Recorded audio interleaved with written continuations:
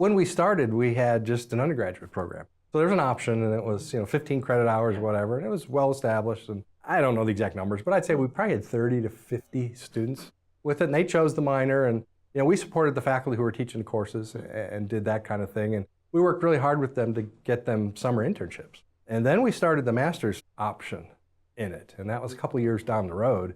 And as part of that, we started hiring a grad assistant. Every year, we'd pick one of the students who was claiming that as their major area, or however they had it structured. And we ran through some very good students over that course of time, and they did some wonderful things for us with it. But mainly it was marshaling the students to figure out why it's important. And they started doing a lot of projects with us and that. But the difference between an undergrad and a grad, it jumps up quite up. And that was really successful for us. We kept in touch with those students. We only hired them for 1 year. So we generally picked the second year ones. At the end of the first year, we would do a rather rigorous interview thing, anybody who was interested, and we would pick them, and they would work their second year with us. But we integrated them into a lot of the things that we did.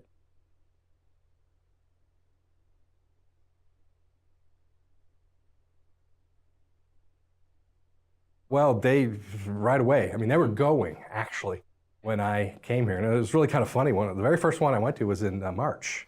So I started in January, and of course it was already planned. You know how hard these things are to plan and get them going. It's kind of ironic, how small the world really is.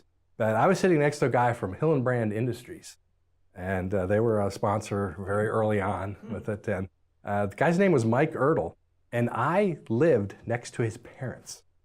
And I said, there's not a whole lot of people the name Ertl out there. So I asked him, I said, do you have any relatives in Indiana? And he said, yeah, Chester in Indiana. I said, I used to live right next to your father. And it was quite interesting to make that connection. So that was it. And of course, that was put in my lap as, we do the conference twice a year. Well, we had 2 meetings, but one was like a conference. Like I said, that's a year-round activity. To come up with a theme and try to figure out what you're going to do with it. Probably the biggest one we had was the one, and we called it enterprise integration back then. It was really when, the internet was just starting with it. It was just starting to be used. We spent a lot of money, and we tried to do a really high profile. It was a 2-day event. We ended up with a gentleman who was the chairman of Ameritech, which turned into one of the 4 or 5 regional bell companies that turned into Ameritech. He was the keynote speaker for us. Can't remember the name of the hotel now, but it was one out in 65 and 52, and he came in on a helicopter. So it was quite a thing for us. We were pretty impressed by that. But he spoke, and a lot of high-profile people spoke there. Industry, if you want to call it that, was in its infancy. And so people were talking about a lot of things that are common today, but back then they were just kind of futuristic types of things.